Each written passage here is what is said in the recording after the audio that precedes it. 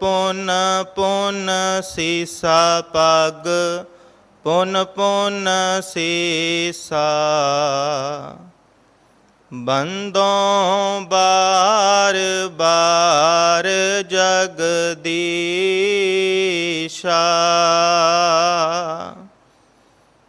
ਜਾ ਮਹਿ ਅੰਮ੍ਰਿਤ ਗਿਆਨ ਹੈ, ਮਾਨਕ ਭਗਤ ਬੈਰਾਗ। ਗੁਰੂ ਗ੍ਰੰਥ ਸਾਹਿਬ ਉਧਦ, ਬੰਦੋਂ ਕਰ ਅਨੁਰਾਗ। ਏਕ ਓੰਕਾਰਾ ਸਤਿਗੁਰੂ, ਜਹ ਪ੍ਰਸਾਦ ਸਚ ਹੋਏ। ਵਾਹਿਗੁਰੂ ਜੀ ਕੀ ਫਤਿਹ, ਬਿਘਨ ਬਿਨਾਸਨ ਸੋਏ। ਵਾਹਿਗੁਰੂ ਜੀ ਕੀ ਫਤਿਹ, ਬਿਘਨ ਬਿਨਾਸਨ ਸੋਏ। ਹਰ ਜੇਠ ਜੁੜੰਦਾ ਲੋੜੀਐ, ਜਿਸ ਅੱਗੇ ਸਭ ਨਿਵਨ। ਹਰ ਸੱਜਣ ਦਾਵਣ ਲੱਗਿਆ, ਕਿਸੈ ਨਾ ਦੇਈ ਬੰਨ। ਮਾਣਕ ਮੋਤੀ ਨਾਮ ਪ੍ਰਭ, ਉਨ ਲੱਗੈ ਨਾਹੀ ਸੰਨ। ਰੰਗ ਸਭੇ ਨਾਰਾਇਣੈ, ਜੇਤੇ ਮਨ ਭਾਵਨ। ਜੋ ਹਰ ਲੋੜੇ ਸੋ ਕਰੇ, ਸੋਈ ਜੀ ਕਰਨ। ਜੋ ਪ੍ਰਭ ਕੀਤੇ ਆਪਣੇ, ਸੇਈ ਕਹੀਐ ਧੰਨ। ਆਪਨ ਲੀਆ ਜੇ ਮਿਲੈ, ਵਿਛੜ ਕਿਉ ਰੋਵਨ। ਸਾਧੂ ਸੰਗ ਪ੍ਰਾਪਤੇ, ਨਾਨਕ ਰੰਗ ਮਾਣਨ। ਹਰ ਜੇਠ ਰੰਗੀਲਾ ਤਿਸ ਤਣੀ, ਜਿਸ ਕੈ ਭਾਗ ਮਥਨ। ਹਰ ਜੇਠ ਰੰਗੀਲਾ ਤਿਸ ਤਣੀ, ਜਿਸ ਕੈ ਭਾਗ ਮਥਨ। ਵਾਹਿਗੁਰੂ ਜੀ ਕਾ ਖਾਲਸਾ, ਵਾਹਿਗੁਰੂ ਜੀ ਕੀ ਫਤਿਹ। ਗੁਰੂ ਦਰ ਤੇ ਹਾਜ਼ਰ ਗੁਰੂ ਸਵਾਰੇ ਖਾਲਸਾ ਜੀ, ਆਪ ਜੀ ਵਡਭਾਗੇ ਹੋ ਜੋ 8ਵੇਂ ਪਾਤਸ਼ਾਹ ਬਾਲਾ ਪ੍ਰੀਤਮ ਸਤਿਗੁਰੂ,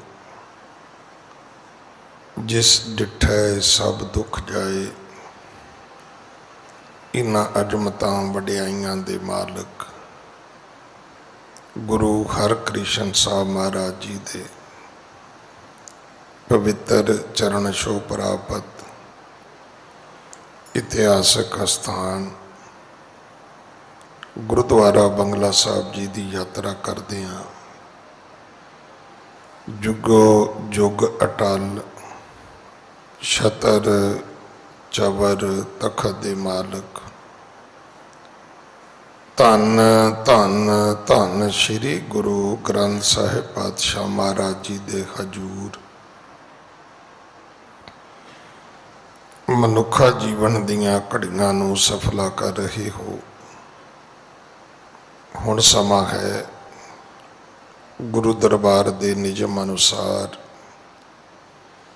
ਗੁਰੂ ਇਤਿਹਾਸ ਦੀ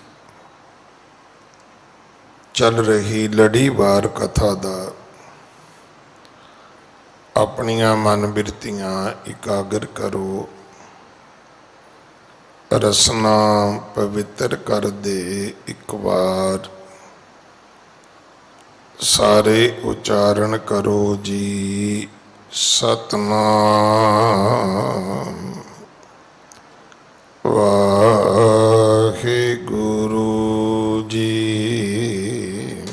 ਹਰ ਜੇਠ ਜੇਠ ਜੁੜੰਦਾ ਲੋੜੀਐ,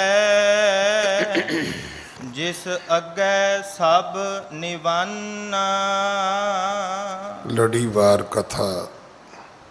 ਪਹਿਲੇ ਪਾਤਸ਼ਾਹ ਜਾਹਰ ਪੀਰ ਜਗਤ ਗੁਰੂ ਕਲ ਤਾਰਨ ਆਏ ਸ਼੍ਰੀ ਗੁਰੂ ਨਾਨਕ ਦੇਵ ਮਹਾਰਾਜ ਜੀ ਦੀ ਹੈ।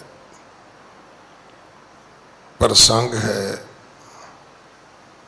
ਦੂਸਰੀ ਉਦਾਸੀ ਦੇ ਵਿੱਚ 9 ਖੰਡਾਂ ਦਾ 4 ਚੱਕਾਂ ਦਾ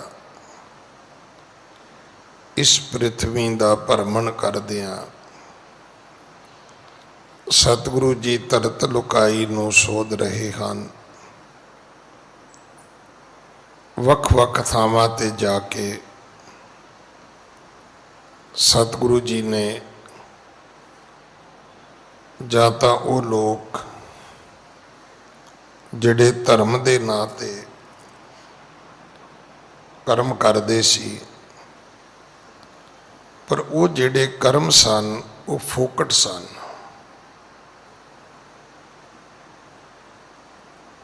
ਅੱਜ ਵੀ ਤੁਸੀਂ ਵੇਖੋਗੇ ਕਈ ਬੱਚੇ ਪੜ੍ਹਦੇ ਨੇ, ਉਹ ਪੜ੍ਹਾਈ ਉਹਨਾਂ ਸਬਜੈਕਟਾਂ ਵਿੱਚ ਕਰਦੇ ਨੇ ਜਿੱਥੇ ਨਾ ਨੌਕਰੀ ਨਾ ਕੋਈ ਕੰਮ ਧੰਦਾ। ਉਹ ਆਪਣੇ ਆਪ ਨਾਲ ਵੀ ਧੋਖਾ ਕਰਦੇ ਨੇ, ਮਾਂ ਪਿਓ ਨਾਲ ਵੀ ਧੋਖਾ ਕਰਦੇ ਨੇ। ਇਸੇ ਤਰ੍ਹਾਂ ਧਰਮ ਦੇ ਨਾਂ ਤੇ ਵੀ ਜਿਹੜੇ ਕਰਮ ਕੀਤੇ ਜਾਂਦੇ ਨੇ, ਬਹੁਤੇ ਕਰਮ ਉਹ ਨੇ ਜਿਨ੍ਹਾਂ ਕਰਮਾਂ ਦਾ ਕੋਈ ਪੁੰਨ ਫਲ ਨਹੀਂ ਹੈਗਾ। ਧਰਮ ਕਰਮ ਪਖੰਡ ਜੋ ਦੀਸੈ, ਤਿੰਨ ਜਮ ਜਾਗਾਤੀ ਲੂਟੈ, ਨਿਰਬਾਣ ਕੀਰਤਨ ਗਾਵੋ ਕਰਤੇ ਕਾ, ਨਿਮਕ ਸਿਮਰਤ ਜਿਤ ਛੂਟੈ। ਇੱਕ ਨਿਮਕ ਮਾਤਰ ਸਮਾਂ ਵੀ ਜਿਹੜਾ ਹੈ ਉਹ ਪਰਮੇਸ਼ਰ ਦੀ ਭਗਤੀ ਕੀਤੀ ਜਾਏ ਤੇ ਸਫਲ ਹੈ,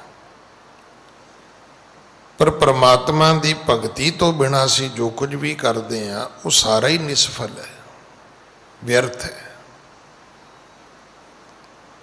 ਜਾਂ ਸਤਿਗੁਰੂ ਉਹਨਾਂ ਵੱਲ ਗਏ ਜਾਂ ਜਿਹੜੇ ਬਿਲਕੁਲ ਨਾਸਤਕ ਸਨ, ਜਿਹੜੇ ਮੰਨਦੇ ਹੀ ਨਹੀਂ ਸੀ ਰੱਬ ਨੂੰ, सतगुरु उन्हां वल गए।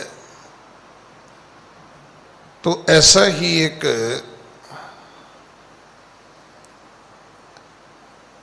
देश है जिथे सतगुरु जी जा रहे ने, जंगल ही जंगल है।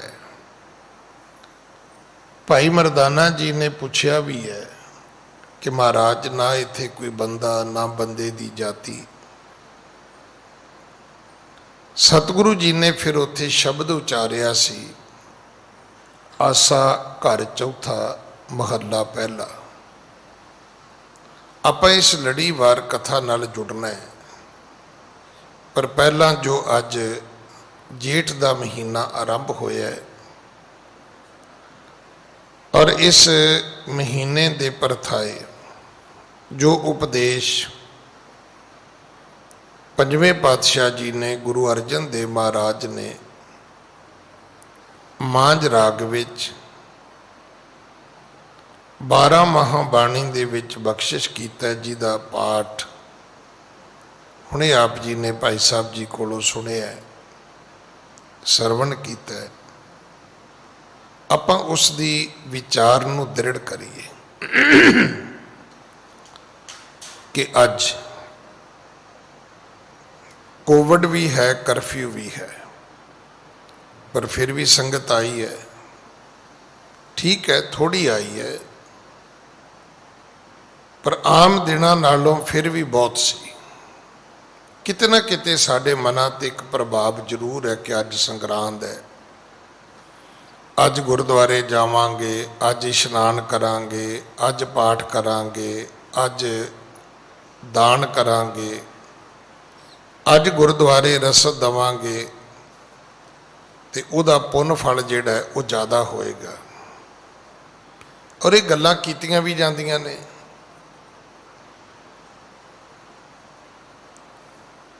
वैसे भी जिस व्यापार की दुनिया दे विच असीं इस मटीਰੀਅਲਵਾਦ ਦੇ ਵਿੱਚ ਅਸੀਂ ਰਹਿੰਦੇ ਆ, ਕੋਈ ਨਾ ਕੋਈ ਸਕੀਮਾਂ ਚੱਲਦੀਆਂ ਰਹਿੰਦੀਆਂ ਨੇ।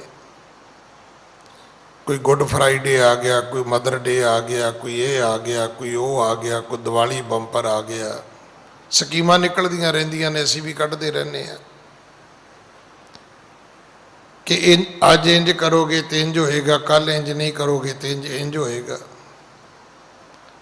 तो ये साडे विच भी हैगा कि संगरांद वाले दिन करांगे तो ज़्यादा होएगा।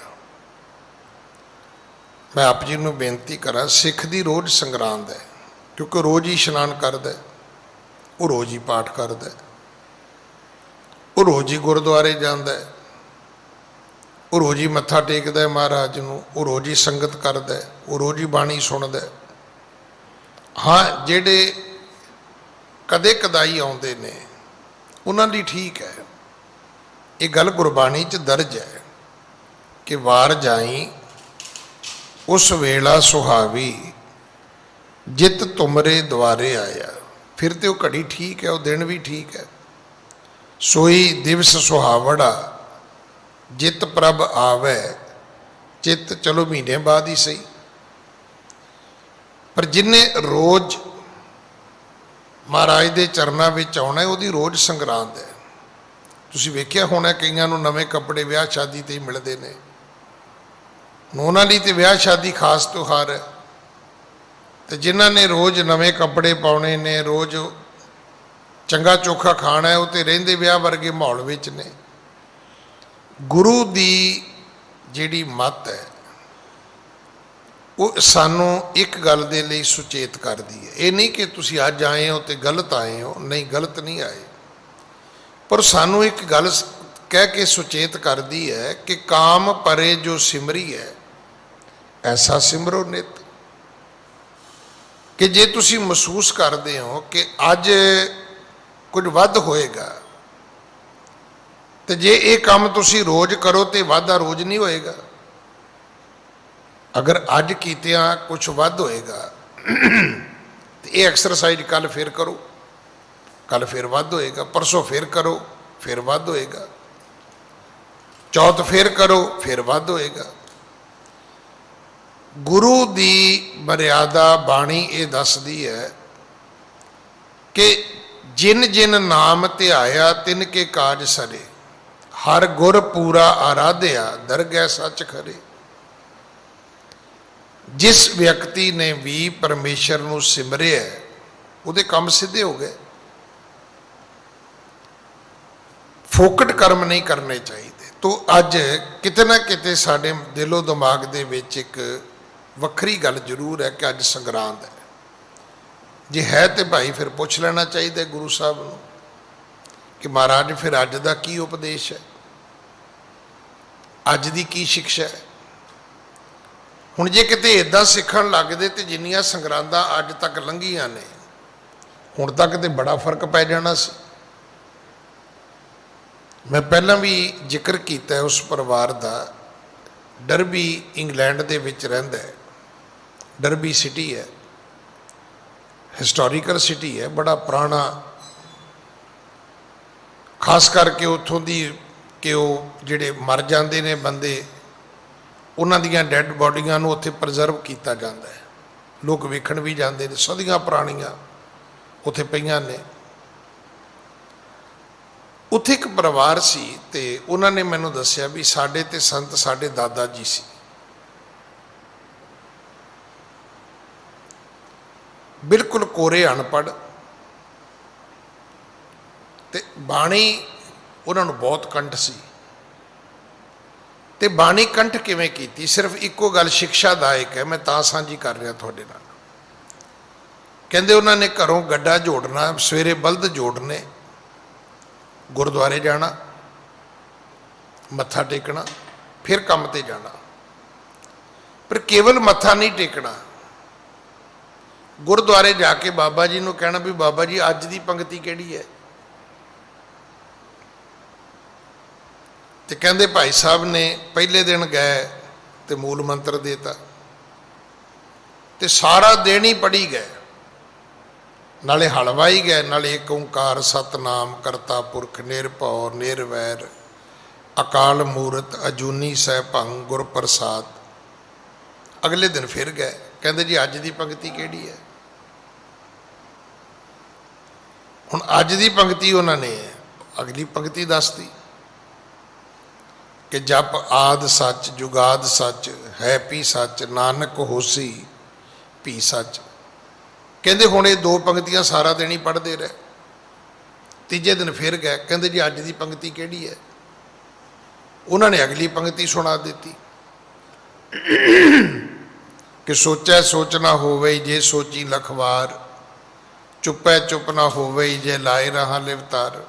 ਹੁਣ ਇਹ ਤਿੰਨ ਪੰਕਤੀਆਂ ਸਾਰਾ ਦਿਨ ਹੀ ਪੜ੍ਹਦੇ ਰਹੇ।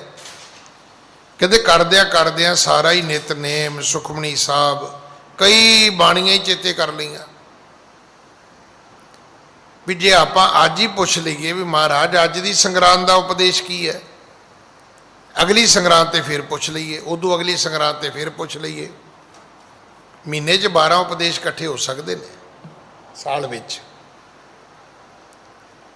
ਇੱਕ ਮੁਸਲਮਾਨ ਮੌਲਵੀ ਨੂੰ ਮੈਂ ਬੋਲਦਿਆਂ ਸੁਣਿਆ, ਬੜੀ ਕਮਾਲ ਦੀ ਉਹਨੇ ਗੱਲ ਕੀਤੀ। ਕਹਿੰਦਾ ਮੇਰੇ ਕੋਲ ਇੱਕ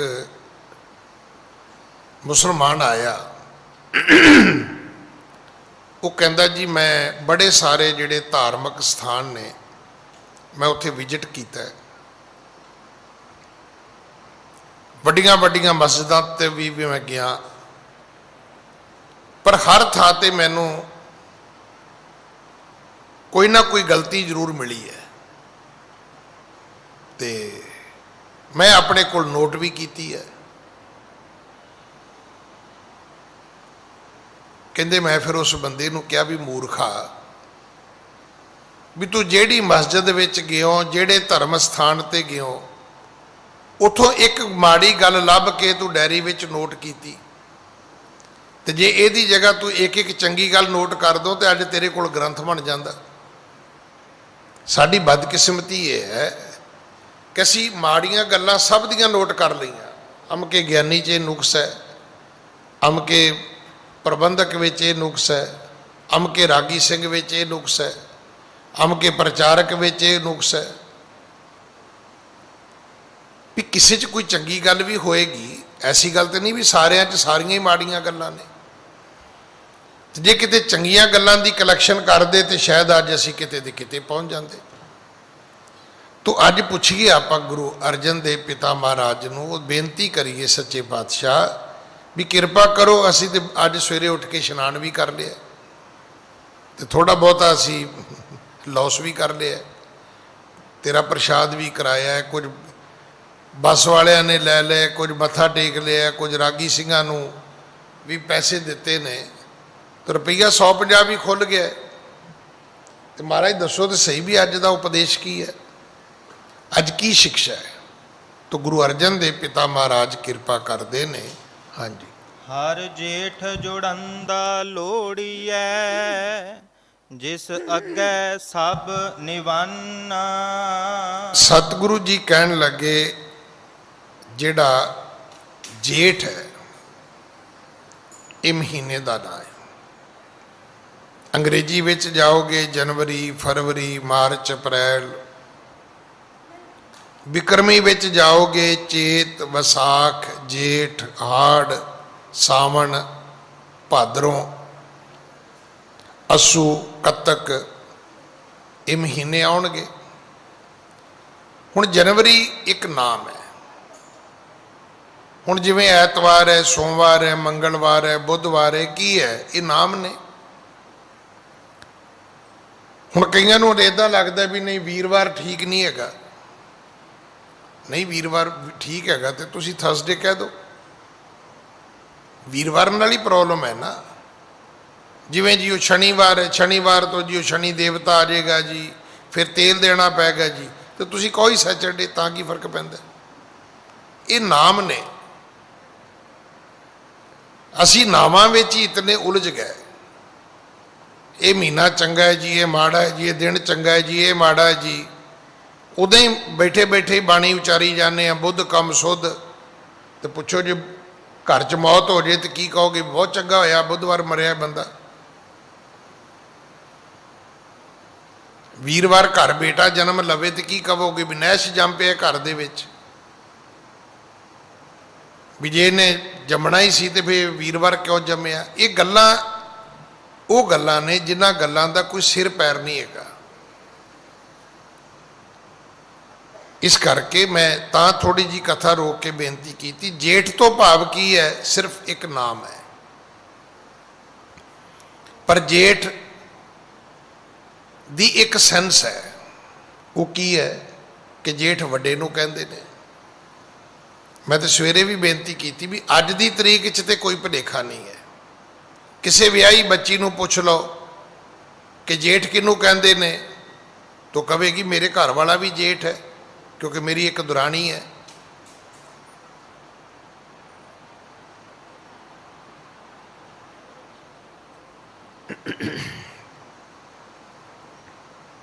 ਅੱਜ ਆਮ ਬੱਚੀ ਤੁਹਾਨੂੰ ਦੱਸ ਦੇਗੀ ਕਿ ਮੇਰੇ ਆਪਣੇ ਘਰ ਵਿੱਚ ਜੇਠ ਹੈ, ਮੇਰੇ ਪਤੀ ਦੇਵ ਦਾ ਵੱਡਾ ਭਰਾ ਜਿਹੜਾ ਹੈ ਉਹ ਮੇਰਾ ਜੇਠ ਹੈ। ਪਰ ਮੇਰਾ ਖਿਆਲ 20 ਕੁ ਸਾਲਾਂ ਬਾਅਦ ਜੇਠ ਦਾ ਭੋਗ ਪੈ ਜਾਏਗਾ, ਕਿਉਂਕਿ ਇਕੱਲੇ ਇਕੱਲੇ ਹੈਗੇ ਨੇ ਤੇ ਕੀ ਲੜਕੀ ਕਹੇਗੀ ਵੀ ਕੌਣ ਦੇਰ ਹੈ ਤੇ ਕੌਣ ਜੇਠ ਹੈ। ਇਹ ਸ਼ਬਦ ਹੀ ਖਤਮ ਹੋ ਜਾਣਾ ਹੈ। ਪਰ ਅੱਜ ਦੀ ਤਰੀਕ ਵਿੱਚ ਇਹ ਗੱਲ ਪਤਾ ਹੈ ਸਾਨੂੰ ਕਿ ਜੇਠ ਕਿਹਨੂੰ ਕਹਿੰਦੇ ਨੇ। ਆਪਣੇ ਪਤੀ ਦੇ ਵੱਡੇ ਭਰਾ ਨੂੰ ਜੇਠ ਕਹਿੰਦੇ ਨੇ। ਜੇਠ ਦਾ ਅਰਥ ਹੁੰਦਾ ਜਿਹੜਾ ਵੱਡਾ ਹੋਵੇ। ਸ਼ਾਇਦ ਤੁਹਾਨੂੰ ਪਤਾ ਹੋਵੇ ਗੁਰੂ ਰਾਮਦਾਸ ਜੀ ਦਾ ਨਾਮ ਭਾਈ ਜੇਠਾ ਜੀ ਸੀ। ਇਸ ਕਰਕੇ ਸੀ ਵੀ ਉਹ ਘਰ ਵਿੱਚ ਪਹਿਲੇ ਬੱਚੇ ਸੀ, ਵੱਡੇ ਸੀ। ਜਿਹੜਾ ਘਰ ਵਿੱਚ ਵੱਡਾ ਹੋਵੇ ਉਹਨੂੰ ਜੇਠ ਕਹਿੰਦੇ ਨੇ। ਸਤਿਗੁਰੂ ਨੇ ਇੱਥੇ ਦਰਜ ਕੀਤਾ ਹੈ ਕਿ ਜੇ ਜੇਠ ਦੇ ਅਰਥ ਵੱਡੇ ਤੋਂ ਕਰੋ ਤਾਂ ਫਿਰ ਇਹ ਚੇਤਾ ਰੱਖਣਾ ਕਿ ਹਰ ਜੇਠ, ਹਰੀ ਤੋਂ ਵੱਡਾ ਜੇਠ ਕੋਈ ਨਹੀਂ ਹੈ, ਰੱਬ ਤੋਂ ਵੱਡਾ ਕੋਈ ਨਹੀਂ ਹੈ। ਹਾਂ ਇਹ ਠੀਕ ਹੈ ਕਿ ਸੁਣ ਵੱਡਾ, ਕਰੋ ਕਿਰਪਾ, ਸੁਣ ਵੱਡਾ ਆਖੇ ਸਭ ਕੋਏ, ਕਦੇ ਇਹਦਾ ਪਾਠ ਕਰਿਆ ਕਰੋ। ਸੁਣ ਵੱਡਾ ਆਖੇ ਸਭ ਕੋਏ, ਕੇਵੜ ਵੱਡਾ ਡੀਠਾ ਹੋਏ, ਕੀਮਤ ਪਾਏ ਨਾ ਕਹਿਆ ਜਾਏ। ਨਾ ਤੁਹਾਨੂੰ ਪਤਾ ਲੱਗਾ ਨਾ ਮੈਨੂੰ ਪਤਾ ਲੱਗਾ। ਇੱਕ ਵੇਲਾ ਸੀ ਭਾਈ ਲਾਲ ਜੀ ਕੀਰਤਨ ਹੀ ਇਦਾਂ ਕਰਦੇ ਸੀ, ਭਾਈ ਮਰਦਾਨੇ ਜੀ ਦੇ ਵੰਸ਼ਜ। ਉਹਨਾਂ ਦਾ ਤਰੀਕਾ ਹੀ ਇਹ ਸੀਗਾ, ਰਾਮਦਾਸ ਸਰੋਵਰ ਨਹਾਤੇ ਉੱਥੇ ਤੇ ਸਤਿਗੁਰ ਨਾਨਕ ਪ੍ਰਗਟਿਆ ਇੱਥੇ। ਆਪੇ ਗੱਲ ਸਪਸ਼ਟ ਹੋ ਗਈ। ਹੁਣ ਕਹਿੰਦੇ ਸ਼ਬਦ ਕੀ ਹੈ? ਸੁਣ ਵੱਡਾ ਆਖੇ ਸਭ ਕੋਏ। ਸੁਣੀਆਂ ਸੁਣਾਈਆਂ ਗੱਲਾਂ ਸਾਰੀ ਦੁਨੀਆ ਕਰੀ ਜਾਂਦੀ ਹੈ। ਤੁਸੀਂ ਵੀ ਕਹਿਤਾ ਵੱਡਾ, ਮੈਂ ਵੀ ਕਹਿਤਾ ਵੱਡਾ, ਪਰ ਕੇਵੜ ਵੱਡਾ ਕਿੰਨਾ ਵੱਡਾ, ਕਿਵੇਂ ਵੱਡਾ? ਡੀਠਾ ਹੋਏ। ਇਹ ਤਾਂ ਭਾਈ ਕੋਈ ਵੇਖੇਗਾ ਤੇ ਪਤਾ ਲੱਗੇਗਾ, ਨਹੀਂ ਤੇ ਕੀ ਹੈ? ਝੂਠ ਹੀ ਹੈ। ਤੁਸੀਂ ਵੀ ਕਹਿਤਾ, ਮੈਂ ਵੀ ਕਹਿਤਾ, ਸਭ ਨੇ ਕਹਿਤਾ, ਤੇ ਜੇ ਪੁੱਛਿਆ ਜਾਵੇ ਵੀ ਕਿਵੇਂ ਵੱਡਾ ਹੈ, ਕਿਉਂ ਵੱਡਾ ਹੈ, ਤੇ ਨਾ ਤੁਹਾਨੂੰ ਪਤਾ ਹੈ ਨਾ ਮੈਨੂੰ ਪਤਾ। ਮੈਂ ਸਵੇਰੇ ਵੀ ਬੇਨਤੀ ਕੀਤੀ ਸੀ ਕਿ ਮੇਰੇ ਵਰਗਾ ਚਲਾਕ ਪੁਜਾਰੀ ਸੀ ਤੇ ਉਹਨੂੰ ਲੱਗਾ ਵੀ ਭੋਲਾ ਭਾਲਾ ਸ਼ਰਧਾਲੂ ਆਇਆ ਹੈ ਮੰਦਰ ਵਿੱਚ। ਉਹਨੇ ਜਦੋਂ ਦੇਵਤਿਆਂ ਦੀ ਮੂਰਤੀ ਅੱਗੇ ਰੁਪਈਆ ਰੱਖ ਕੇ ਮੱਥਾ ਟੇਕਿਆ ਤੇ ਉਹ ਕਹਿਣ ਲੱਗਾ ਵੀ ਚੰਗੀ ਗੱਲ ਹੈ ਭਾਈ, ਦੇਵਤੇ 33 ਕਰੋੜ ਤੇ ਭੇਟਾ 1 ਰੁਪਈਆ। ਹੁਣ ਪੁਜਾਰੀ ਨੂੰ ਇਹ ਨਹੀਂ ਸੀ ਪਤਾ ਵੀ ਇਹ ਸ਼ਰਧਾਲੂ ਤਿਰ ਤੋਂ ਵੀ ਗਾਂਹ ਦੀ ਚੀਜ਼ ਹੈ। ਉਹ ਕਹਿੰਦਾ ਪੰਡਤ ਜੀ ਗੱਲ ਹੀ ਕੋਈ ਨਹੀਂ, ਪੰਡਤ ਜੀ ਗੱਲ ਹੀ ਕੋਈ ਨਹੀਂ। ਅਗਰ ਦੇਵਤੇ 33 ਕਰੋੜ ਨੇ ਤੇ ਤੁਸੀਂ ਇੱਕ ਇੱਕ ਦਾ ਨਾਂ ਦੱਸੀ ਜਾਓ, ਮੈਂ ਰੁਪਈਆ ਮੱਥਾ ਟੇਕੀ ਜਾਣਾ। ਹੁਣ ਪੰਡਤ ਇੱਧਰ ਉੱਧਰ ਵੇਖੇ, ਹੁਣ ਉਹਨੂੰ ਕਿਹੜਾ 33 ਕਰੋੜ ਨਾਂ ਆਉਂਦੇ ਨੇ। ਬਸ ਇਹ ਕੀ ਹੈ? ਸੁਣ ਵੱਡਾ ਆਖੇ ਸਭ ਕੋਈ। 33 ਕਰੋੜ ਦੇਵੀ ਦੇਵਤੇ ਨੇ, ਵੀ ਕੋਈ ਬੰਦਾ ਤੇ ਫੜ ਕੇ ਲਿਆਓ ਧਰਤੀ ਤੇ ਜਿਹੜਾ ਨਾਂ ਗਿਣ ਕੇ ਦੱਸੇ ਕਿਵੇਂ ਹੈ। ਨਹੀਂ, ਇਦਾਂ ਛੁਰਲੀਆਂ ਛੱਡਿਆ ਨਹੀਂ ਗੱਲ ਬਣਨੀ। ਸਤਿਗੁਰੂ ਨਹੀਂ ਪ੍ਰਵਾਨ ਕਰਦੇ। ਉਹ ਕਹਿੰਦੇ ਨੇ ਸੁਣ ਵੱਡਾ ਆਖੈ ਸਭ ਕੋਏ ਕੇਵਡ ਵੱਡਾ ਡੀਠਾ ਹੋਏ। ਇਹ ਤਾਂ ਵੇਖੋਗੇ ਤੇ ਪਤਾ ਲੱਗੇਗਾ ਵੀ ਕਿੱਡਾ ਕੁ ਵੱਡਾ ਹੈ ਤੇ ਕਿਵੇਂ ਵੱਡਾ ਹੈ। ਅਗਲੀ ਗੱਲ, ਕੀਮਤ ਪਾਏ ਨਾ ਕਹਿਆ ਜਾਏ। ਉਹ ਇਸ ਕਰਕੇ ਵੱਡਾ ਹੈ ਵੀ ਉਹਦੀ ਕੋਈ ਮੁੱਲ ਕੀਮਤ, ਉਹਦੀ ਵੈਲਿਊ ਨਹੀਂ ਪਾ ਸਕਦਾ, ਉਹਦਾ ਕੋਈ ਰੇਟ ਨਹੀਂ ਦੱਸ ਸਕਦਾ ਵੀ ਇਹਦਾ ਰੇਟ ਕਿੰਨਾ ਹੈ। ਉਹਦੇ ਬਾਰੇ ਕੋਈ ਕੁਝ ਕਹਿ ਹੀ ਨਹੀਂ ਸਕਦਾ, ਕਿਸੇ ਕੋਲ ਸ਼ਬਦ ਨਹੀਂ ਹੈਗੇ। ਉਹਦੇ ਲਈ ਕਹਿਣਾ ਪਏਗਾ ਕਿ ਨੋ ਵਰਡ, ਕੋਈ ਅੱਖਰ ਨਹੀਂ ਹੈਗੇ ਮੇਰੇ ਕੋਲ। ਕੀਮਤ ਪਾਏ, ਕੀਮਤ ਦਾ ਅਰਥ ਕੀ ਹੈ? ਉਹਦੀ ਵੈਲਿਊ ਪਾਉਣੀ, ਉਹਦਾ ਮੁੱਲ ਪਾਉਣਾ। ਨਹੀਂ, ਮੁੱਲ ਪਾਇਆ ਹੀ ਨਹੀਂ ਜਾ ਸਕਦਾ।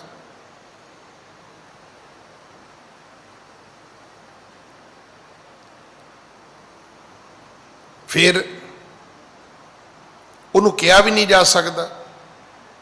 ਕਿਸੇ ਬੰਦੇ ਦੀ ਗਿੱਠ ਲੰਮੀ ਜ਼ਬਾਨ ਕੀ, 2 ਗਿੱਠ ਲੰਬੀ ਵੀ ਹੋਵੇ। ਰੱਬ ਦੇ ਬਾਰੇ ਕੋਈ ਕੁਝ ਨਹੀਂ ਕਹਿ ਸਕਦਾ। ਜਿੰਨਾ ਕਹੋਗੇ ਉਨਾ ਥੋੜਾ ਹੈ। ਅਸੰਖ ਕਹੈ ਸਿਰ ਭਾਰ ਹੋਏ। ਅਜੇ ਵੀ ਤੁਹਾਡੇ ਸਿਰ ਦੋਸ਼ ਆਏਗਾ, ਕਿਉਂਕਿ ਤੁਹਾਡੇ ਕੋਲੋਂ ਉਹਦੀ ਸਿਫਤ ਪੂਰੀ ਨਹੀਂ ਹੋ ਸਕੀ। ਕਿਉਂ? ਤੂੰ ਸੁਲਤਾਨ, ਤੂੰ ਤੇ ਰਾਜਾ ਹੈ। ਕਹਾਂ ਹੋ ਮੀਆਂ, ਮੈਂ ਤੈਨੂੰ ਮੁਨਸ਼ੀ ਕਹਿ ਕਹਿ ਕੇ ਬੋਲੀ ਜਾਂਦਾ। ਇਹ ਰੱਬ ਹੀ ਹੈ ਜਿਹੜਾ ਬਰਦਾਸ਼ਤ ਕਰਦਾ, ਅਸੀਂ ਨਹੀਂ ਕਰਦੇ। ਹੁਣ ਕਿਸੇ SHO ਨੂੰ ਜਾ ਕੇ ਕਹਿ ਦਿਓ ਵੀ ਤੁਸੀਂ ਥਾਣੇਦਾਰ ਹੋ ਜੀ, ਉਦੋਂ ਦੀ ਚਾਹ ਤੇ ਗਈ ਤੁਹਾਡੀ। ਉਹ ਕਹੇਗਾ ਵੀ ਮਸਾਂ ਮੈਂ ਥਾਣੇ ਦਾ ਮਾਲਕ ਬਣਿਆ ਤੇ ਇਹ ਮੈਨੂੰ ASI ਸਮਝੀ ਜਾਂਦਾ। ਵਧਾ ਕੇ ਕਹਿ ਦੋ ਤੇ ਗੱਲ ਠੀਕ ਹੈ। ਕੋਈ ਮੈਨੂੰ ਇੱਕ ਸੱਜਣ ਗੱਲ ਸੁਣਾ ਰਿਹਾ ਸੀ, ਉਹ ਬੜੀ ਉਹਨੇ ਤਰੀਕੇ ਨਾਲ ਗੱਲ ਕੀਤੀ। ਕਹਿੰਦਾ ਮੈਂ ਕਿਸੇ ਸਟੇਟ ਵਿੱਚ ਜਾਣਾ ਸੀ, ਉੱਥੇ ਕੋਈ ਪ੍ਰੋਬਲਮ ਸੀ, ਤੇ ਕਹਿੰਦਾ ਮੈਂ ਕਿਹਾ ਵੀ ਜੇ ਰਸਤੇ 'ਚ ਪੁਲਿਸ ਰੋਕੇ ਤੇ, ਕਹਿੰਦੇ ਬੜੀ ਪੁਰਾਣੀ ਗੱਲ। ਕਹਿੰਦਾ ਉਹਨੇ ਮੈਨੂੰ ਕਿਹਾ ਵੀ ਤੂੰ 50 ਰੁਪਏ ਕੱਢ ਕੇ ਰੱਖੀ, ਤੇ ਇਹ ਨਹੀਂ ਵੇਖਣਾ ਵੀ ਸਾਹਮਣੇ ਖੜਾ ਕੌਣ ਹੈ। ਕਹਿਣਾ ਦਰੋਗਾ ਜੀ ਆ ਲਓ। ਕਹਿੰਦਾ ਜਦੋਂ ਸਿਪਾਹੀ ਨੂੰ ਦਰੋਗਾ ਕਹੋਗੇ ਤੁਹਾਨੂੰ ਉਦੋਂ ਹੀ ਟਪਾ ਦੇਗਾ, ਕਹੋਗੇ ਚਲ ਸ਼ੁਕਰ ਕਿਸੇ ਨੇ ਵੱਡਾ ਤੇ ਕਿਹਾ ਮੈਨੂੰ।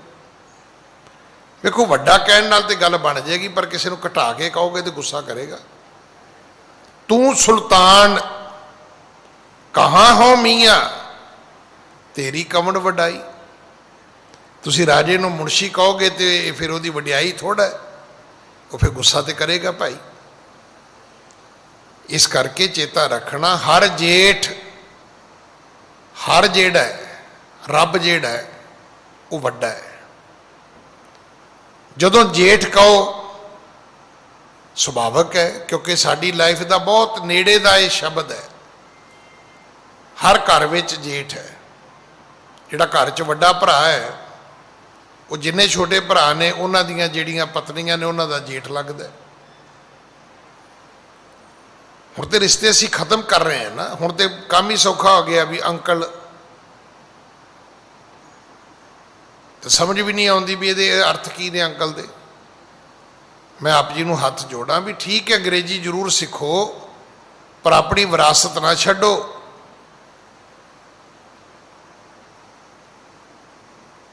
ਅਗਰ ਇਸ ਗੱਲ ਵਿੱਚ ਤੁਸੀਂ ਚਲੇ ਗਏ ਨਾ ਤੇ ਨੁਕਸਾਨ ਹੋ ਜਾਏਗਾ। ਕੋਈ ਮੇਰੇ ਵਰਗਾ ਗਿਆ ਕਿਸੇ ਦੇ ਘਰ ਰਕਸ਼ੇ ਤੇ ਬਹਿ ਕੇ,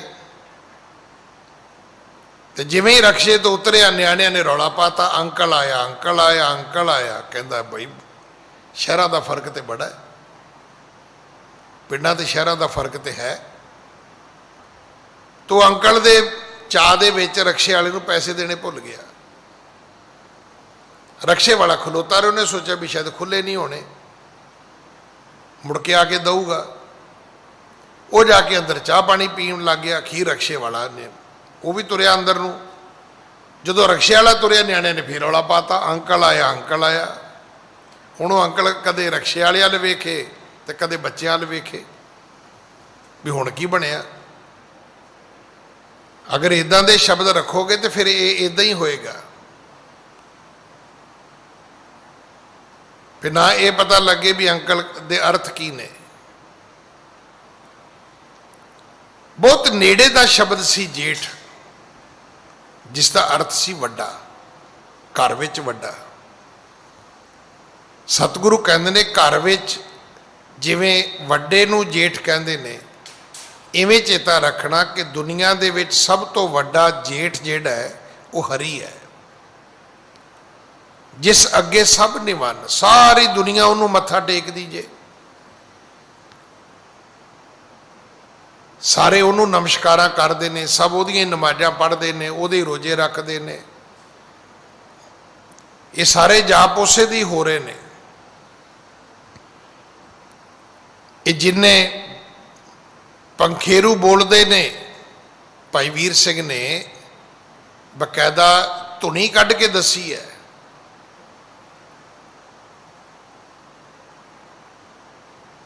ਬੜੀਆਂ ਥਾਵਾਂ ਤੋਂ ਸੰਗੀਤ ਦੀ ਆਵਾਜ਼ ਕੱਢ ਕੇ ਉਹਨਾਂ ਦੱਸੀ ਹੈ ਕਿ ਸਭ ਰੱਬ ਨੂੰ ਹੀ ਗਾਉਂਦੇ ਨੇ ਭਾਈ, ਸਭ ਉਹਦੀ ਵਡਿਆਈ ਕਰਦੇ ਨੇ।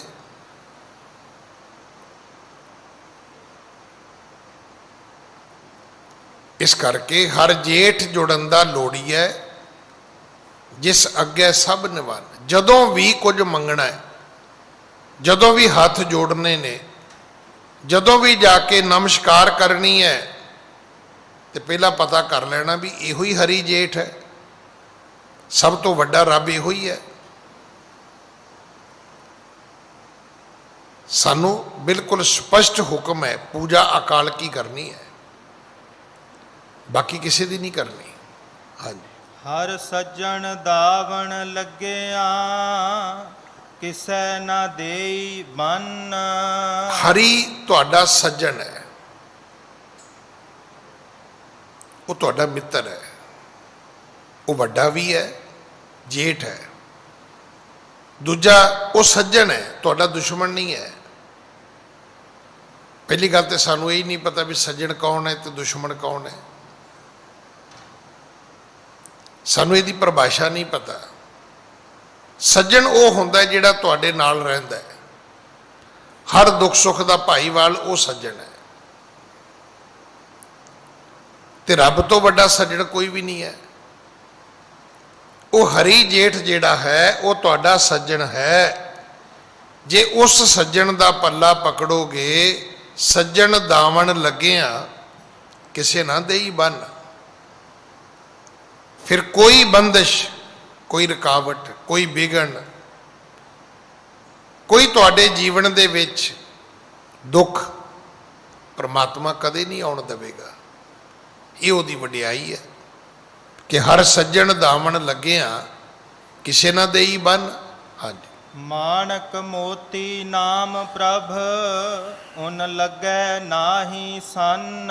ਉਸ ਹਰੀ ਜੇਠ ਦੇ, ਉਸ ਹਰ ਸੱਜਣ ਦੇ ਨਾਮ ਦੀ ਮਹਿਮਾ ਇਹ ਹੈ ਕਿ ਉਹ ਤੇ ਕੀਮਤੀ ਮੋਤੀ ਹੈ।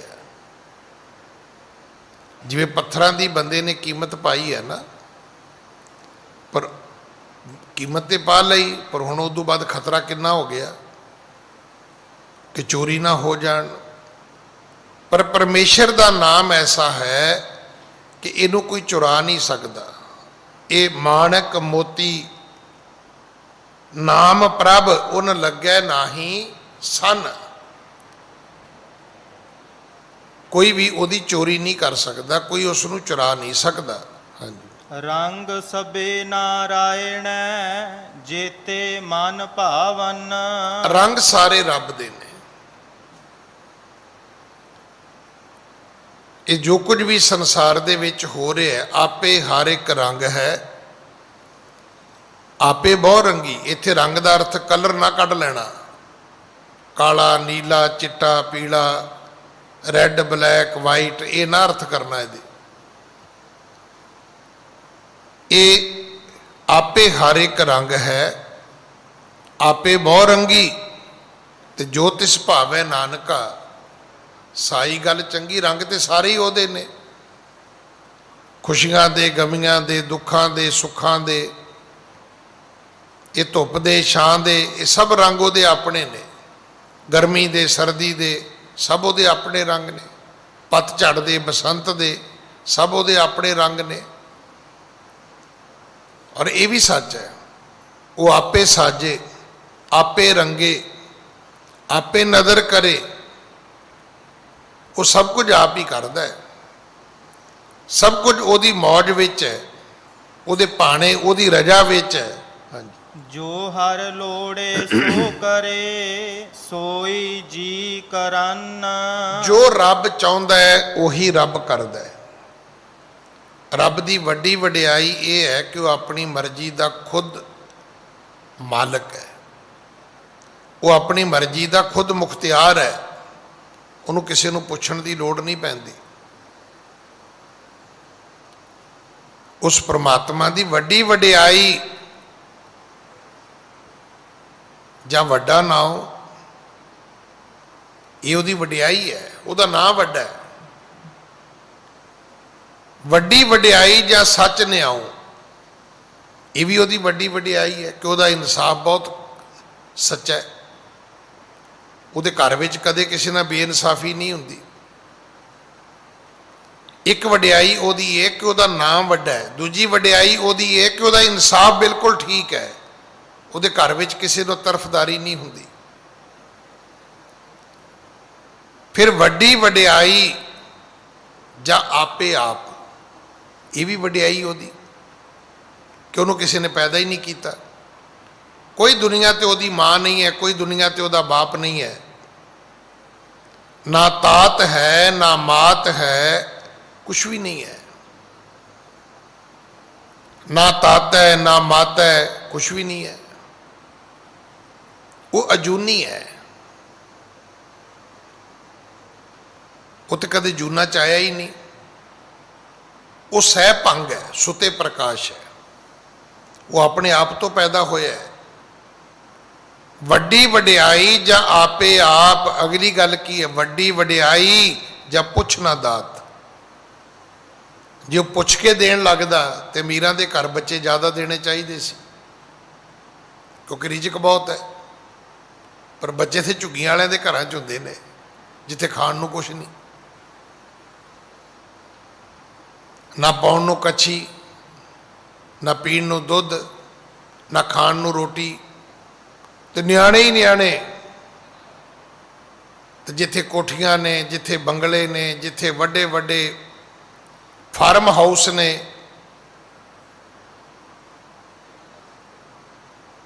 उत्थे बच्चे घट ने। रब पुछ के नहीं दिंदा। इहदा अर्थ ये नहीं, मैं बेनती करा, इहदा अर्थ इदा ना लेना कि मीरां दे बच्चे घट होंदे ने, गरीबां दे ज़्यादा होंदे ने, नहीं मैनूं माफ़ कर देना। पर मैं सिर्फ अर्थां दी गल विच तुहानूं कीती है कि चाहिदा ये सीगा कि जे रब पुछ के दिंदा ते पता कर लैंदा भी भाई वो कौन है जिहड़ा बच्चिआं नूं जे मैं 5 देवां ते 5 फ्लैट बना दूगा, 5 नूं पढ़ा दूगा, मैं उन्होंने 5 बच्चे दे देना, जिहड़ा गारंटी लवे भी मैं पढ़ा दूंगा जी। वो कौन है जिहड़ा अपने बच्चों की परवरिश की जिम्मेवारी लवेगा, मैं वो घर 2 बच्चे वध पैदा कर देना। नहीं, वो पुछदा ही नहीं किसी को, वो नहीं पुछदा। उसकी अपनी मर्जी है, उन्हें किनू की देना है, ये उसकी अपनी मर्जी है। वो अपनी मर्जी का मालिक है। जो हर लोड़े सो करे सोई जी करन। जो वो चाहता है वो करता है, तो जो वो चाहता है सानू करना पैंदा है। ये चेता रखना, नक नथ खसम हाथ किरत धक्के दे, जहां दाने तहां खाने, नानका सच है। साडे नक विच उन्हें नथ पाई हुई है। नक नथ, शायद नथ दे अर्थ तुहानूं आउंदे कि नहीं आउंदे। वो माइयां भैणां नक च को गहना पाउंदियां ने, ਉਹਨੂੰ नथ ਕਹਿੰਦੀਆਂ ने।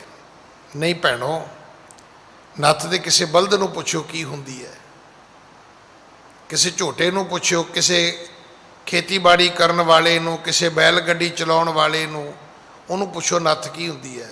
ਨੱਥ ਹੁੰਦੀ ਨੱਕ ਪਾੜ ਕੇ ਉਹਦੇ ਵਿੱਚੋਂ ਰੱਸੀ ਲੰਘਾਈ ਜਾਂਦੀ ਹੈ।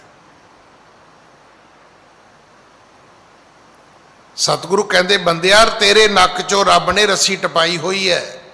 नक नथ खसम हथ, ਤੇ ਉਹ ਨੱਕ ਵਾਲੀ ਰੱਸੀ ਦਾ ਸਿਰਾ ਕਿਹਦੇ ਕੋਲ ਹੈ? ਕਹਿੰਦੇ ਰੱਬ ਨੇ ਆਪਣੇ ਹੱਥ 'ਚ ਫੜਿਆ ਹੋਇਆ। ਤੇ ਕਿਰਤ ਧੱਕੇ ਦੇ। ਤੁਸੀਂ ਕਹਿੰਦੇ ਜੀ ਬੰਦਾ ਭੱਜਾ ਹੀ ਫਿਰਦਾ, ਜਿੰਨਾ ਮਰਜ਼ੀ ਭੱਜਾ ਫਿਰੇ, ਕੀ ਹੈ? ਇਹ ਕਿਰਤ ਦੇ ਧੱਕੇ ਨੇ। ਇੱਕ ਕੰਮ ਇੱਥੇ ਕਰੇਗਾ, ਦੂਜਾ ਉੱਥੇ ਜਾ ਕੇ ਕਰੇਗਾ, ਤੀਜਾ ਉੱਥੇ ਜਾ ਕੇ ਕਰੇਗਾ, ਚੌਥਾ ਉੱਥੇ ਜਾ ਕੇ ਕਰੇਗਾ। ਗੁਰੂ ਜੀ ਕਹਿੰਦੇ ਨਾ ਕਰ ਬਈ, ਥਿਰ ਕਰ ਬੈਸੋ ਹਰ ਜਨ ਪਿਆਰੇ, ਸਤਿਗੁਰ ਤੁਮਰੇ ਕਾਜ ਸਵਾਰੇ। ਤੂੰ ਇੱਕ ਥਾਂ ਤੇ ਬਹਿ ਜਾ, ਕਿਉਂਕਿ ਤੈਨੂੰ ਨਹੀਂ ਸਮਝ ਆ ਰਹੀ ਕਿ ਤੂੰ ਭੱਜ ਕੇ ਕਰੇਗਾ, ਪਰ ਜਿਹਦੇ ਹੱਥ ਵਿੱਚ ਤੇਰੀ ਨੱਥ ਹੈ ਉਹ ਤੇਰਾ ਬੈਠੇ ਬੈਠਿਆਂ ਵੀ ਸਭ ਕੁਝ ਕਰ ਸਕਦਾ। ਜੋ ਹਰ ਲੋੜ ਹੈ ਸੋ ਕਰੇ, ਸੋਈ ਜੀ ਕਰਨ।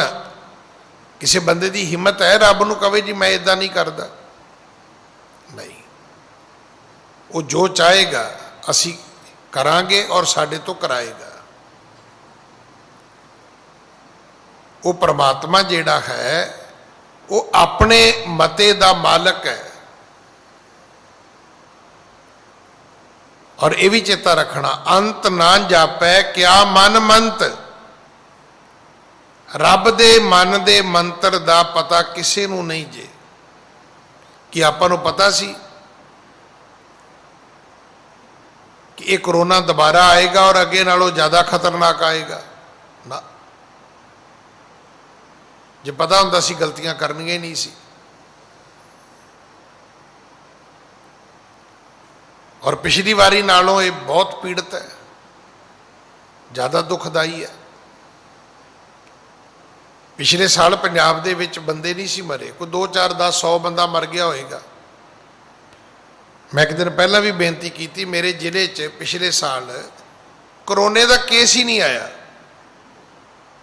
ਤੇ ਅੱਜ ਮੈਂ ਪੜ੍ਹ ਰਿਹਾ ਸੀ ਵੀ ਮੇਰੇ ਆਪਣੇ ਜ਼ਿਲ੍ਹੇ ਦਾ ਡੀਸੀ ਬਠਿੰਡੇ ਦਾਖਲ ਹੈ, ਡੀਸੀ ਨੂੰ ਕਰੋਨਾ ਹੋ ਗਿਆ। ਨਹੀਂ ਤੇ ਪਿਛਲੇ ਸਾਲ ਪਿੰਡਾਂ ਥਾਵਾਂ ਨੂੰ ਕਰੋਨਾ ਨਹੀਂ ਗਿਆ, ਸ਼ਾਇਦ ਉਹਨੂੰ ਪਤਾ ਨਹੀਂ, ਰਸਤਾ ਰੁਸਤਾ ਨਹੀਂ ਪਤਾ ਲੱਗਾ, ਉਹ ਲੋਕਡਾਊਨ ਜ਼ਿਆਦਾ ਸੀ ਨਾ, ਉਹ ਕਿਸੇ ਗੱਡੀ ਤੇ ਚੜ੍ਹ ਹੀ ਨਹੀਂ ਸਕਿਆ। ਐਤਕਾਂ ਤੇ ਉਹ ਪਿੰਡ ਪਿੰਡ ਪਹੁੰਚ ਗਿਆ, ਪਤਾ ਨਹੀਂ ਉਹਨੂੰ ਪਾਸਪੋਰਟ ਨਵਾਂ ਬਣਾ ਲਿਆ, ਕਹਿੰਦੇ ਨਵਾਂ ਵਰਜਨ ਆਇਆ, ਕਿਤੇ ਹੀ ਪਾਸਪੋਰਟ ਨਾ ਹੋਵੇ ਉਹਦੇ ਕੋਲੇ, ਹਰ ਘਰ ਪਹੁੰਚ ਗਿਆ। ਅੱਜ ਹਿੰਦੁਸਤਾਨ ਦੀ ਕੋਈ ਸਟੇਟ ਨਹੀਂ ਬਚੀ, ਪਿਛਲੇ ਵਾਰੀ ਬਚ ਗਈਆਂ ਸੀ, ਐਤਕਾਂ ਨਹੀਂ ਬਚੀਆਂ। ਰੱਬ ਦੇ ਮਤਿਆਂ ਦਾ ਸਾਨੂੰ ਨਹੀਂ ਪਤਾ। ਉਹ ਪ੍ਰਮਾਤਮਾ ਕਿੰਨਾ ਵੱਡਾ ਹੈ, ਇਹਨੂੰ ਕਹਿੰਦੇ ਨੇ ਬਾਣੀ ਪੜ੍ਹਨਾ। ਬਾਣੀ ਪੜ੍ਹਨ ਦਾ ਅਰਥ ਇਹ ਨਹੀਂ ਹੁੰਦਾ ਵੀ ਜੋ ਮੇਰਾ ਮਨ ਕਰੇ ਮੈਂ ਪੜ੍ਹ ਲਵਾਂ।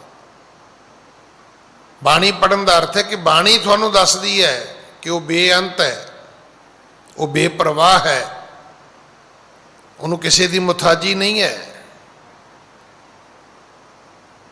ਉਹ ਕਿਸੇ ਤੋਂ ਡਰਦਾ ਨਹੀਂ। ਮਤ ਸੋਚਣਾ, ਉਹ ਨਿਰਭਉ ਹੈ, ਇਹ ਚੇਤਾ ਰੱਖਿਓ ਜੇ, ਬਿਲਕੁਲ ਬੇਖੌਫ ਹੈ। ਉਸ ਪ੍ਰਮਾਤਮਾ ਦੀ ਇਹ ਵਡਿਆਈ ਹੈ, ਜੋ ਹਰ ਲੋੜੇ ਸੋ ਕਰੇ, ਸੋਈ ਜੀ ਕਰਨ। ਜੋ ਪ੍ਰਭ ਕੀਤੇ ਆਪਣੇ, ਸੋਈ ਕਹੀਏ ਧਨ। ਜਿਨ੍ਹਾਂ ਨੂੰ ਉਹਨੇ ਆਪਣਾ ਬਣਾ ਲਿਆ ਉਹ ਧਨਤਾ ਦੇ ਯੋਗ ਹੋ ਗਏ। ਤੁਸੀਂ ਆਮ ਕਰਕੇ ਸੁਣਿਆ ਹੋਏਗਾ ਕਿ ਇੱਕ ਬੰਦਾ ਦੂਜੇ ਨੂੰ ਪੁੱਛਦਾ, ਭਾਜੀ ਤੁਸੀਂ ਉਹਨੂੰ ਜਾਣਦੇ ਹੋ? ਜੇ ਹੁਣ ਕੋਈ ਮੈਨੂੰ ਹੀ ਪੁੱਛ ਲੇ ਵੀ ਰਾਸ਼ਟਰਪਤੀ ਨੂੰ ਜਾਣਦੇ ਹੋ ਤਾਂ ਮੈਂ ਕਹੂੰਗਾ ਜੀ ਮੈਂ ਜਾਣਦਾ, ਪਰ ਬਦਕਿਸਮਤੀ ਵੀ ਉਹ ਮੈਨੂੰ ਨਹੀਂ ਜਾਣਦਾ। ਵੱਡੇ ਬੰਦੇ ਨੂੰ ਸਾਰੀ ਦੁਨੀਆ ਹੀ ਜਾਣਦੀ ਹੁੰਦੀ ਹੈ। ਤੁਹਾਡੇ ਜ਼ਿਲ੍ਹੇ ਦਾ ਡੀਸੀ ਕੌਣ ਹੈ, ਐਸਐਸਪੀ ਕੌਣ ਹੈ, ਤੁਹਾਡਾ ਮਿਨਿਸਟਰ ਕੌਣ ਹੈ, ਤੁਹਾਡਾ ਪ੍ਰਾਈਮ ਮਿਨਿਸਟਰ ਕੌਣ ਹੈ, ਤੁਹਾਡਾ ਰਾਸ਼ਟਰਪਤੀ ਕੌਣ ਹੈ, ਤੁਹਾਡਾ ਗਵਰਨਰ ਕੌਣ ਹੈ, ਸਾਰੀ ਦੁਨੀਆ ਜਾਣਦੀ ਹੈ। ਪਰ ਸਵਾਲ ਤੇ ਵੀ ਅਗਲਾ ਵੀ ਤੁਹਾਨੂੰ ਜਾਣਦਾ ਕਿ ਨਹੀਂ ਜਾਣਦਾ। ਰੱਬ ਨੂੰ ਸਾਰੀ ਦੁਨੀਆ ਜਾਣਦੀ ਹੈ, ਪਰ ਸਵਾਲ ਤੇ ਵੀ ਰੱਬ ਨੂੰ ਆਪਣਾ ਬਣਾਉਣ ਵਾਲਿਓ ਕੋਈ ਐਸਾ ਮਿਲਿਆ ਜਿਹਨੂੰ ਰੱਬ ਨੇ ਆਪਣਾ ਬਣਾਇਆ ਹੋਵੇ। ਤੇ ਜਿਹਨੂੰ ਰੱਬ ਨੇ ਆਪਣਾ ਬਣਾ ਲਿਆ ਸੋਈ ਕਈ ਹੈ ਧਨ। ਜੋ ਪ੍ਰਭ ਕੀਤੇ ਆਪਣੇ, ਜਿਹੜੇ ਰੱਬ ਦੇ ਆਪਣੇ ਹੋ ਗਏ ਉਹਨਾਂ ਨੂੰ ਸ਼ਾਬਾਸ਼ ਹੈ, ਉਹ ਧਨਤਾ ਦੇ ਯੋਗ ਨੇ। ਉਹਨਾਂ ਦੀ ਸੰਸਾਰ ਵਿੱਚ ਮਹਿਮਾ ਹੈ, ਵਡਿਆਈ ਹੈ। ਹਾਂਜੀ, ਆਪਨ ਲੀਆ ਜੇ ਮਿਲੈ ਵਿਛੜ ਕਿਉ ਰੋਵਨ। ਜੇ ਆਪਣੇ ਕਰਨ ਨਾਲ ਰੱਬ ਮਿਲਦਾ ਹੁੰਦਾ ਤੇ ਕਿਸੇ ਨੇ ਰੱਬ ਤੋਂ ਵਿਛੜ ਕੇ ਨਹੀਂ ਸੀ ਮਰਨਾ। ਇਹ ਚੇਤਾ ਰੱਖਣਾ, ਰੱਬ ਆਪਣੀ ਇੱਛਾ ਸ਼ਕਤੀ ਨਾਲ ਨਹੀਂ ਮਿਲਦਾ, ਕਿਸੇ ਆਪਣੇ ਜ਼ੋਰ ਤਾਕਤ ਨਾਲ ਨਹੀਂ ਮਿਲਦਾ, ਉਹ ਅਚਿੰਤ ਮਿਲਦਾ ਹੈ। ਜੇ ਆਪਾਂ ਕਹੀਏ ਵੀ ਉਹਨੂੰ ਪੈਸੇ ਦੇ ਲਾਲਚ, ਪੈਸੇ ਦੇ ਜ਼ੋਰ ਨਾਲ, ਕਿਸੇ ਹੋਰ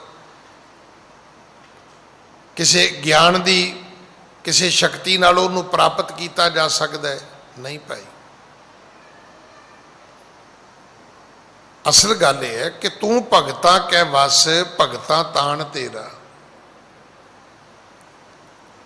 ਉਹ ਜਿਹੜੇ ਰੱਬ ਦੇ ਭਗਤ ਹੋ ਜਾਂਦੇ ਨੇ, ਜਿਹੜੇ ਉਹਦੇ ਆਪਣੇ ਹੋ ਜਾਂਦੇ ਨੇ, ਜਿਹੜੇ ਦਿਨ ਰਾਤ ਉਹਦੇ ਗੁਣ ਗਾਉਂਦੇ ਨੇ, ਉਹ ਉਹਨਾਂ ਦਾ ਹੈ। ਇਸ ਕਰਕੇ ਆਪਨ ਲੀਆ ਜੇ ਮਿਲੇ ਵਿਛੜ ਕਿਉਂ ਰਵਾਨਾ। ਫਿਰ ਦੁਨੀਆ ਰੱਬ ਤੋਂ ਵਿਛੜ ਕੇ ਕਿਉਂ ਮਰੇ ਭਾਈ। ਨਾ ਤੂੰ ਆਵੇਂ ਵਸ ਬਹੁਤ ਘਿਣਾਵਣੇ, ਨਾ ਤੂੰ ਆਵੇਂ ਵਸ ਵੇਦ ਪੜਾਵਣੇ, ਨਾ ਤੂੰ ਆਵੇਂ ਵਸ ਧਰਤੀ ਧਾਈਐ, ਨਾ ਤੂੰ ਆਵੇਂ ਵਸ ਤੀਰਥ ਨਹਾਈਐ, ਨਾ ਤੂੰ ਆਵੇਂ ਵਸ ਬਹੁਤਾ ਦਾਨ ਦੇ। ਪਰਮਾਤਮਾ ਤੂੰ ਤੇ ਬਹੁਤਾ ਦਾਨ ਦਿੱਤਿਆਂ ਵੀ ਵਸ ਵਿੱਚ ਨਹੀਂ ਆ ਸਕਦਾ। ਨਾ ਤੂੰ ਆਵੇਂ ਵਸ ਕਿਤੇ ਸਿਆਣਪ ਹੈ, ਤੇ ਨਾ ਤੂੰ ਆਵੇਂ ਵਸ ਬਹੁਤਾ ਦਾਨ ਦੇ। ਬਹੁਤੀ ਅਕਲ ਨਾਲ ਵੀ ਰੱਬ ਨਹੀਂ ਮਿਲਦਾ। ਚਤਰਾਈ ਨਾ ਚਤਰ ਭੁੱਜ ਪਾਈ ਹੈ, ਚਲਾਕੀਆਂ ਨਾਲ ਰੱਬ ਨਹੀਂ ਜੇ ਮਿਲਦਾ। ਇਸ ਕਰਕੇ ਸਭ ਕੋ ਤੇਰੇ ਵਸ ਅਗੰਮ ਅਗੋਚਰਾ, ਤੂੰ ਭਗਤਾ ਕੈ ਵਸ ਭਗਤਾ ਤਾਣ ਤੇਰਾ। ਹੇ ਅਗੰਮ, ਹੇ ਅਗੋਚਰ ਪ੍ਰਮਾਤਮਾ, ਸਾਰੀ ਦੁਨੀਆ ਤੇ ਤੇਰੇ ਵਸ ਵਿੱਚ ਹੈ। ਸਗਲ ਸਮਗਰੀ ਤੁਮਰੇ ਸੂਤਰ ਧਾਰੀ, ਤੁਮ ਤੇ ਹੋਏ ਸੋ ਆਗਿਆਕਾਰੀ। ਜਿਹੜੇ ਤੇਰੇ ਸੂਤਰ ਵਿੱਚ ਬੱਧੇ ਨੇ, ਤੂੰ ਉਹਨਾਂ ਦੇ ਸੂਤਰ ਵਿੱਚ ਕਿਵੇਂ ਆ ਸਕਦਾ? ਉਹ ਤੇ ਤੇਰੇ ਆਗਿਆਕਾਰੀ ਨੇ, ਤੂੰ ਉਹਨਾਂ ਦਾ ਆਗਿਆਕਾਰੀ ਕਿਵੇਂ ਬਣ ਸਕਦਾ? ਤੁਮ ਤੇ ਹੋਏ ਸੋ ਆਗਿਆਕਾਰੀ। ਜੋ ਤੁਹਾਡੇ ਤੋਂ ਹੁੰਦਾ ਹੈ ਉਹੀ ਵਾਪਰਦਾ ਹੈ, ਉਹੀ ਦੁਨੀਆ ਦੇ ਵਿੱਚ ਵਰਤਦਾ ਹੈ। ਇਸ ਕਰਕੇ ਆਪਣ ਲੀਆ ਜੇ ਮਿਲੈ ਵਿਛੜ ਕਿਉਂ ਰੋਵਨ। ਫਿਰ ਦੁਨੀਆ ਵਿਛੜ ਕੇ ਕਿਉਂ ਰੋਵੇ। ਹਾਂਜੀ। ਸਾਧੂ ਸੰਗ ਪ੍ਰਾਪਤੇ ਨਾਨਕ ਰੰਗ ਮਾਣਨ। ਜਿਨ੍ਹਾਂ ਨੂੰ ਜੀਵਨ ਵਿੱਚ ਮਿਲ ਗਿਆ ਸਾਧੂ ਗੁਰੂ, ਉਹਨਾਂ ਨੇ ਰੱਬ ਦੀਆਂ ਮੌਜਾਂ ਮਾਣੀਆਂ, ਬਾਕੀ ਤੇ ਰੋਂਦੇ ਹੀ ਰਹੇ ਲੋਕ। ਮੈਂ ਸਵੇਰੇ ਵੀ ਜ਼ਿਕਰ ਕੀਤਾ ਸੀ, ਡਿਫੈਂਸ ਕਲੋਨੀ ਇੱਕ ਪਰਿਵਾਰ, ਸ਼ਾਇਦ ਮੇਰੀ ਫੋਨ ਬੁੱਕ 'ਚ ਉਹਦਾ ਨਾਮ ਵੀ ਹੋਵੇ, ਐਡਰੈਸ ਵੀ ਹੋਵੇ। ਨਾ, ਐਡਰੈਸ ਤਾਂ ਨਹੀਂ ਹੋਏਗਾ, ਟੈਲੀਫੋਨ ਨੰਬਰ ਹੋਏਗਾ। ਉਹਨਾਂ ਨੇ ਸੇਵਾ ਵੀ ਭੇਜੀ। ਪਿਛਲੇ ਸਾਲ ਫੋਨ ਕੀਤਾ, ਕਹਿੰਦੇ ਗਿਆਨੀ ਜੀ ਸਾਡੇ ਲਈ ਤੇ ਕਰੋਨਾ ਬਹੁਤ ਵਧੀਆ ਆਇਆ, ਅਸੀਂ ਸਾਰਾ ਪਰਿਵਾਰ ਇਕੱਠੇ ਹਾਂ। ਸਵੇਰੇ ਬਾਬਾ ਜੀ ਦਾ ਘਰ ਪ੍ਰਕਾਸ਼ ਹੈ, ਇਕੱਠੇ ਸਵੇਰੇ ਪਾਠ ਕਰਦੇ ਹਾਂ, ਸ਼ਾਮ ਨੂੰ ਫਿਰ ਇਕੱਠੇ ਪਾਠ ਕਰਦੇ ਹਾਂ। ਸਾਰੇ ਪਰਿਵਾਰ ਦਾ ਸਹਿਜ ਪਾਠ ਚੱਲਦਾ ਰਹਿੰਦਾ ਹੈ, ਇਕੱਠੇ ਲੰਗਰ ਛਕਦੇ ਹਾਂ। ਉਹਨਾਂ ਦਾ ਭਾਵ ਇਹ ਸੀ ਵੀ ਪਤਾ ਨਹੀਂ ਮੁੜ ਕੇ ਜ਼ਿੰਦਗੀ 'ਚ ਇਹੋ ਜਿਹਾ ਟਾਈਮ ਮਿਲਣਾ ਕਿ ਨਹੀਂ ਮਿਲਣਾ। ਸ਼ਾਇਦ ਤੁਸੀਂ ਨੋਟ ਕੀਤਾ ਜਾਂ ਨਹੀਂ ਕੀਤਾ, ਕਈ ਜ਼ਿੰਦਗੀ ਦੇ ਖੁਸ਼ੀ ਦੇ ਵੇਲੇ ਵੀ ਨਹੀਂ ਇਕੱਠੇ ਹੋ ਸਕੇ। ਵਿਆਹ ਹੈ ਪਰ ਇੱਕ ਅੱਧਾ ਰਿਸ਼ਤੇਦਾਰ ਬਾਹਰ ਟੰਗਿਆ ਹੋਇਆ, ਉਹ ਆ ਹੀ ਨਹੀਂ ਸਕਿਆ। ਪੜ੍ਹਾਈ ਦੀ ਮਜਬੂਰੀ, ਵੀਜ਼ੇ ਦੀ ਮਜਬੂਰੀ, ਫਲਾਈਟ ਦੀ ਮਜਬੂਰੀ। ਲੋਕ ਵਿਆਹਾਂ ਸ਼ਾਦੀਆਂ ਤੇ ਪਰਿਵਾਰ ਇਕੱਠੇ ਨਹੀਂ ਹੋ ਸਕੇ। ਮਰ ਗਿਆ, ਸੰਸਕਾਰ ਤੇ ਨਹੀਂ ਇਕੱਠੇ ਹੋ ਸਕੇ, ਭੋਗ ਤੇ ਨਹੀਂ ਇਕੱਠੇ ਹੋ ਸਕੇ। ਅਸੀਂ ਇੰਨੇ ਖਿੱਲਰ ਗਏ, ਇੰਨੇ ਆਪਣੇ ਕੰਮ ਧੰਦੇ ਵਿੱਚ ਤੁਰ ਗਏ ਕਿ ਸਾਲੋਂ ਸਾਲ ਸਾਨੂੰ ਬਤੀਤ ਹੋ ਜਾਂਦੇ ਨੇ ਅਸੀਂ ਇੱਕ ਦੂਜੇ ਨੂੰ ਮਿਲਦੇ ਹੀ ਨਹੀਂ। ਉਹ ਕਹਿੰਦਾ ਸ਼ੁਕਰ ਹੈ ਅਸੀਂ ਇਕੱਠੇ ਰਹਿੰਦੇ ਹਾਂ, ਇਕੱਠੇ ਉੱਠਦੇ ਬੈਠਦੇ ਹਾਂ। ਹੁਣ ਇਹ ਕੀ ਹੈ? ਇਹਦਾ ਅਰਥ ਇਹ ਤਾਂ ਨਹੀਂ ਵੀ ਕਰੋਨਾ ਆਇਆ ਤੇ ਬੜੀ ਚੰਗੀ ਗੱਲ ਹੋਈ ਨਾ, ਪਰ ਇਹਦਾ ਦੂਜਾ ਅਰਥ ਵੀ ਹੈ ਵੀ ਉਹ ਪਰਿਵਾਰ ਨੇ ਤੇ ਕਰੋਨਾ ਮੰਗਾਇਆ ਨਹੀਂ, ਵੀ ਉਹਨਾਂ ਨੇ ਚਾਈਨਾ ਵਾਲਿਆਂ ਨੂੰ ਕਿਹਾ ਹੋਵੇ ਵੀ ਥੋੜ੍ਹਾ ਜਿਹਾ ਭੇਜੋ ਜੀ, ਅਸੀਂ ਇਕੱਠੇ ਹੋ ਕੇ ਪਾਠ ਕਰਨਾ ਹੈ। है की है तो कुदरती आपदा है तो कुदरत की करोपी है, बड़ी वड्डी साड़ सती है दुनिया के उत्ते। पर हुण इस साड़ सती नूं रोक के भी कट्टिया जा सकता है। जिवें अज तुसीं वेखिआ कई बंदे घरों बाहर भजे फिरदे ने, घर च साह नहीं आउंदा, गुरुद्वारे आउंदे ने, कहो मास्क ला लो, कहंदे जी इत्थे भी साह नहीं आउंदा। हुण दसो उन्हां नूं जदों करोना हट गया साह उदों भी नहीं आउणा, फिर उन्होंने कहना हुण ज्ञानी जी काम धंधा घट गया, साह फिर नहीं आउणा। कई लोग ऐसे ने जिहड़े कदे जिंदगी च खुश संतुष्ट हो ही नहीं सकते। कुछ लोग ऐसे ने इस विपता विच भी खुश ने भी चलो घर परिवार इकट्ठा बैठा है, आपस में असीं गल्लां करदे हां, मिलदे हां। जे अज तो तुसीं 50-60 साल पिछे जाओगे तो बड़े सारे परिवारां दे विच नौकरी नहीं सी करन दिंदे हुंदे, कहते बच्चा बाहर जाएगा, पढ़ नहीं सी जाण दिंदे, कहते दूर चला जाएगा।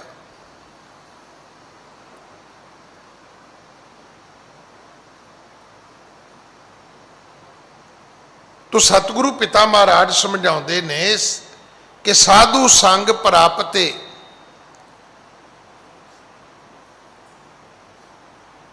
नानक रंग मनन, जिन्होंने गुरु मिलिया उन्होंने जीवन का रंग माणिया जी। जिन्होंने गुरु मिल गया जिंदगी का आनंद भी उन्हें ही माणिया। जिंदगी ओदी जे जिन्हों नशा कोई नहीं है, जिंदगी ओदी जे जिहदे कोले ऐब कोई नहीं है, जिंदगी ओदी है जिहदे जीवन में कोई साड़ सती नहीं है, जीवन ओदा जिहदे ते पुलिस केस नहीं है, जीवन ओदा जिहड़ा कोर्ट कचहरी दे धक्के नहीं खाता, जीवन ओदा है जिन्हों हॉस्पिटलों दे विच फाइलां चुक के नहीं तुरना पैंदा, जीवन ओदा है जिन्हों रोटी रोजी की खातर दर दर ते जाके भिखिया नहीं मंगनी पैंदी, जीवन ओदा है जिहदे दर तो कदे कोई खाली नहीं मुड़दा। बड़े लोग ऐसे ने, गुरु मिल गया, जे नहीं हैगा तो थोड़े विच सबर कर लिया, जे वध हैगा तो वंड के छकिया। मैं हर उत्थे जाना हुन्ना हैदराबाद, तो दसदे ने कहते साडे बजुर्ग सालों साल जिंदगी कढ़ देती।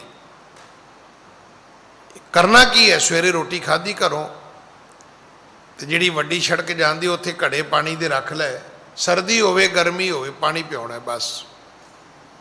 सारी उम्र ही इसे काम ते कटती।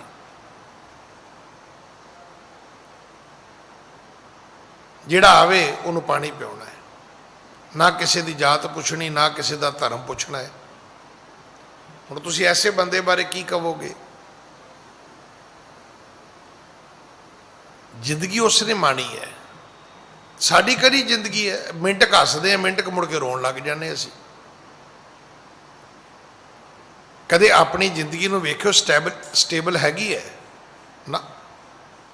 पूरे 24 घंटिया च नोट करियो कि खुशी के मूवमेंट किन्ने क आए तुहाडी जिंदगी च। अज 2-4 बारी तुसीं हसे होवोगे, नहीं तो अमूमन की है बस कोई ना कोई चेते आ जाती है गल, तो वो टाइम सोचां विच ही लंघ जाता है, चिंतावां विच ही लंघ जाता है। तो गुरु मिल गया तो फिर गुरु ने की किया? गुरु कहते नानक चिंता मत करो, कम करो चिंता नहीं करो। चिंता तिस ही है, किरत करो, मेहनत करो, मशक्कत करो, चिंता नहीं करो।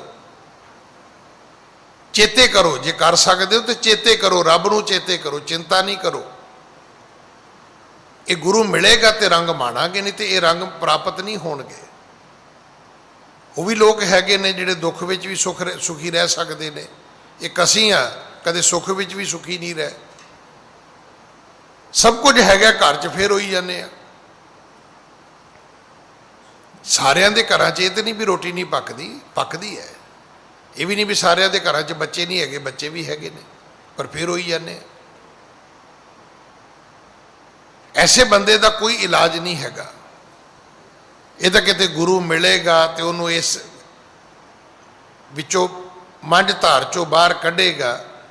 ये तो साधु संग प्राप्ते नानक रंग मनन। हाँ जी, ਹਰ ਜੇਠ ਰੰਗੀਲਾ ਤਿਸ ਤਣੀ ਜਿਸ ਕੈ ਭਾਗ ਮਥਨ। ਪਰ ਇਹ ਹੋਵੇਗਾ ਕਿਵੇਂ? ਕਹਿੰਦੇ ਜਿਹਦੇ ਮਸਤਕ ਦੇ ਭਾਗ ਹੋਣਗੇ ਉਹਦੇ ਵਾਸਤੇ ਜੇਠ ਦਾ ਮਹੀਨਾ ਰੰਗੀਲਾ ਹੋਵੇਗਾ, ਖੁਸ਼ੀਆਂ ਭਰਿਆ, ਖੇੜਿਆਂ ਭਰਿਆ, ਆਨੰਦ ਭਰਿਆ। ਨਹੀਂ ਤਾਂ ਕਈ ਤੇ 2 ਮਹੀਨਿਆਂ ਦੇ ਸੋਚੀ ਜਾਂਦੇ ਨੇ ਅੱਗੋਂ ਜੇਠ ਆ ਜਾਏਗਾ, ਗਰਮੀ ਆ ਜਾਏਗੀ, ਮੱਖੀਆਂ ਮੱਛਰ ਬਿਜਲੀ ਦੇ ਕੱਟ ਲੱਗਣਗੇ। ਉਹ 2 ਮਹੀਨਿਆਂ ਤੋਂ ਰੋਈ ਜਾਂਦੇ ਨੇ। ਉਹਨਾਂ ਨੂੰ 2 ਮਹੀਨੇ ਹੋ ਗਏ ਨੇ, ਇਸੇ ਸਾੜ ਸਤੀ ਜੀ ਟਾਈਮ ਚੱਲ ਰਿਹਾ, ਅੱਗੋਂ ਜੇਠ ਆ ਜਾਏਗਾ। ਤੇ ਕਈ ਉਡੀਕਦੇ ਫਿਰਦੇ ਨੇ ਵੀ ਜੇਠ ਆਏਗਾ, ਗਰਮੀ ਦੇ ਦਿਨ ਆਉਣਗੇ, ਛੁੱਟੀਆਂ ਆਉਣਗੀਆਂ। ਨਿਆਣਿਆਂ ਨੂੰ ਪੁੱਛੋਗਾ ਉਹ ਤਾਂ ਫੱਟੀਆਂ ਘਮਾਉਂਦੇ ਫਿਰਦੇ ਵੀ ਨਾਨਕੇ ਪਿੰਡ ਜਾਵਾਂਗੇ।